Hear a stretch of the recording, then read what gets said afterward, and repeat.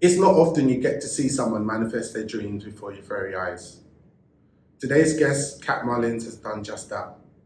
Cat is a senior executive assistant at Boston Consulting Group and spreads glitter of hope through her art. Cat, thank you very much for coming on today. Thank you. So, can you touch on some of the dreams that have been fulfilled over the last 12 months? Last 12 months, okay, wow. Yeah, last 12 months for me have been a whirlwind. I got married, I'm having a baby, 7 months pregnant, thank you. Continued with all of my art. Yeah, and just survived the year. You've had an amazing year. I'm so glad to be a spectator in those fulfillment of your dreams. And for me, if I had to describe you, you're someone that has a ball of energy. You light up every room that you walk into.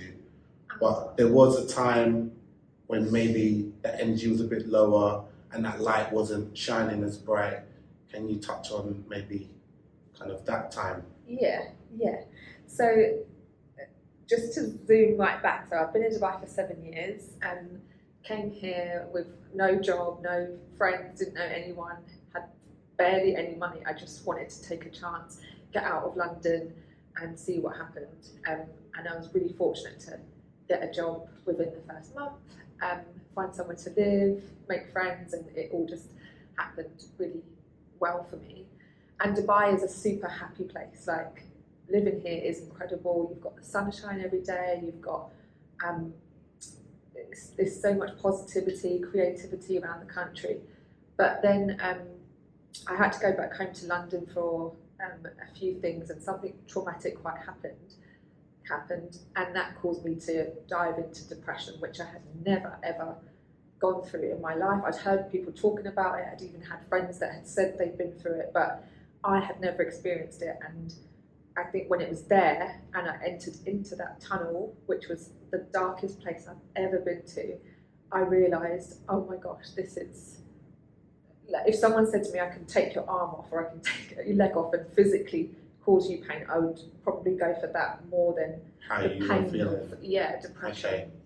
And although we do, it's definitely talked about more these days, and although we do talk about it, I still, in that time, thought, how did this happen to me? Because, like you said, I am quite a positive, energetic, bouncing off the walls. Yeah, and these are all of the words that typically describe people that do end up facing depression, because it's harder to continue putting that face on when you're going through depression. So going to work and walking in and having that energy and trying to make people laugh and doing lots of things at once is so much harder when you're suffering from depression, because you've already got that facade up that you're this bubbly person. And it just was a really, really, really dark time. And so I started painting about a year before, but I guess it was always therapy for me, but it definitely helped because I couldn't find the words or articulate how I felt. I knew I was in this super dark tunnel. I didn't know how to get out of it. I didn't know how I even got there. I was signed off work, prescribed a medication, but it was not the answer to all of it. Okay. But using art and painting, and I definitely wrote, because some of the times depression takes away that creativity as well. You certainly don't have that part of the brain that uses the creativity, so that was kind of gone, but I still managed to write a word or maybe a sentence of how I felt each day. So that helped. Yeah. I mean, you mentioned being signed off work and medication, so I'm guessing you went to see someone, and I think the good thing with that is so many of us, when we're going through some form of mental illness, and I think due to Corona, we've all kind of picked up something. The fact that you acknowledged that and you sought help, that's very courageous of you, and that was something I was encouraged to see you do. Yeah. What would you say to people who maybe should do that but aren't? What made you say, I'm going to go? Yeah. I don't care what people say, I'm just going to go and get help? Well, lucky for me, I'd already had a therapist, so I already had the backbone of a therapist and I knew where to go. Shout out to Lighthouse Arabia. So I was in a really fortunate position to have a therapist and to go straight to a psychologist and be signed off and get the professional help that I needed. But for some people, even the thought of therapy, people say, I wouldn't know what to talk about, I wouldn't know where to go, I wouldn't even know where to find a therapist. So I would say to everyone, we all need to have a therapist. We need someone to professionally help us untangle our emotions, untangle the patterns that we keep reoccurring in our life, whether it be relationships, work, money, addictions. And we think that, yeah, it's great to talk to friends, but they're not professional. They Not can't trained, are they? trained, yeah. And they'll help you just reveal patterns and the reasons why you might do certain things and overcome them and change your opinion or your view or word things differently when you're going through things or going through something that's difficult. So I already had a therapist, so that was definitely a massive help for me.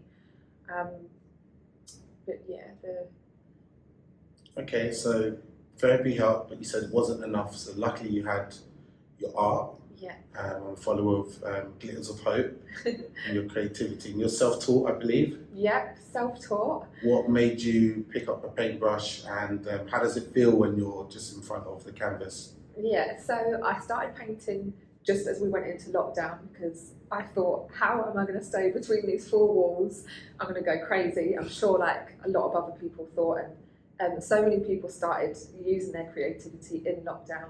Mine just happened to be painting. I'd never painted before. I just ordered some paints on Amazon and just started. And then once I started, I felt like in those 3 or 4 hours that I was in a room painting, I would just be someone else. So I wasn't depressed or I wasn't anything. I would just go into a zone, almost like a meditation. Okay.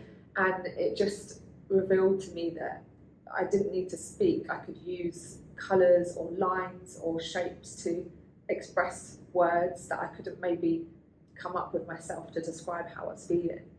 And I started to paint a lot about quite sad things like loss, grief, heartbreak, breakups, infertility. But I didn't want it to be sad. I didn't want people to look at these paintings and think, that's really sad. So I used really bright neon colours, put glitter in it, Yeah. and the glitter and the bright colours kind of represent hope.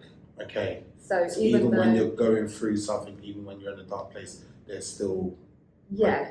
So even though they're topics that are really sad and quite deep, there's still hope because there's still bright colours and there's still glitter, and that was the message that I wanted to kind of get across. no, it's out there, it's loud and clear. And you mentioned IVF. Mm-hmm. So can you tell us a bit about that experience? You're sitting next to me with this bundle of joy within you, I am glowing, super blessed. super blessed. But there was a time when you maybe thought this wasn't possible. Yeah. It's so funny because I saw someone post a picture on Instagram the other day of they were announcing that they were pregnant. And I feel like, especially for social media, you can post a picture but you can never know what's behind that picture. So I went to, I wasn't like not knowing if I wanted children or if I did. I wasn't sure, but I knew that the time was definitely getting on. So I quite cockily went to the clinic and was like, oh, I want to freeze all my eggs. And then devastatingly, I was told that you don't have any eggs and you're already in early menopause. Oh, wow. And at the age of, I was 35 then, I thought menopause, that doesn't happen to women until they're 40, 50. I really was like not expecting that whatsoever.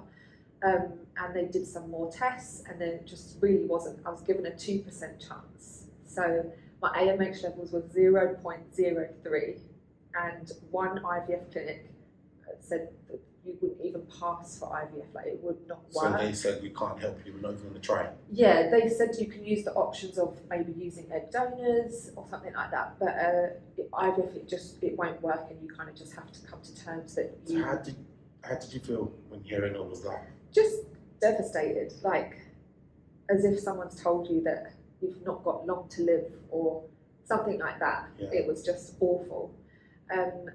But I still had some kind of hope. I just could see myself. I used things like visualization. So I would watch a video of how an egg and a sperm meet and nest into a uterus, and I would visualize it and I would meditate on it. And happening within your own body. Exactly. So I would think, my body is gonna do this, and I just every day spend 20 minutes visualizing that. I would visualize the eggs growing, I'd visualize them stimulating, and I did that for quite a long time. And we had to do a few rounds, and it didn't work, but I still persisted and continued, and then eventually it did work. So I was super happy and really surprised, because there were times when I thought, okay, I'm just going to have to accept that this might not be the path, or I might have to use a different method, i.e. a donor or maybe adoption. But super, super lucky that it did work. I would say lucky, because even though you had 2% chance and it wasn't working, you kept going. Yeah. So it was due to your perseverance, I guess, and dedication and hope. Yeah. So it's amazing, and I'm hoping that others who might be in a similar situation, and even if it's not to do with fertility, to do with looking for a job or a relationship or whatever it is, whatever people are going through, they realise always hold on to hope, even if it's just a bit of glitter. Yeah. It's just a bit of glitter. Yeah, because medically written down, I'm being told this is not going to happen for you. I'm really sorry, but you don't need to listen to that.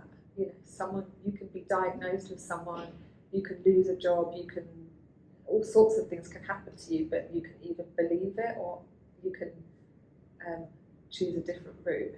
And I just chose to not believe it and believe that somehow this is going to happen. I'm so glad you did, and that belief has allowed us to be here today. Yeah. So I want to say congratulations once again. Thank you. Look forward to seeing baby girl come and join us in this beautiful world. Thank you. And thank you for joining us today. Thank you, and thank you for being such a good friend through my always. Always. Hello, so welcome to my space. We're just going to paint, Nate. I don't want you to get bogged down by lines and making it look like something that you want it to look like. Just make it a representation. She gave me really honest feedback, and she said that the work was really sloppy, I wasn't concentrating on the technique, and I don't want to be put into a box of like, this is abstract, this is this. It's just whatever you want it to be. It is what it is. Ready?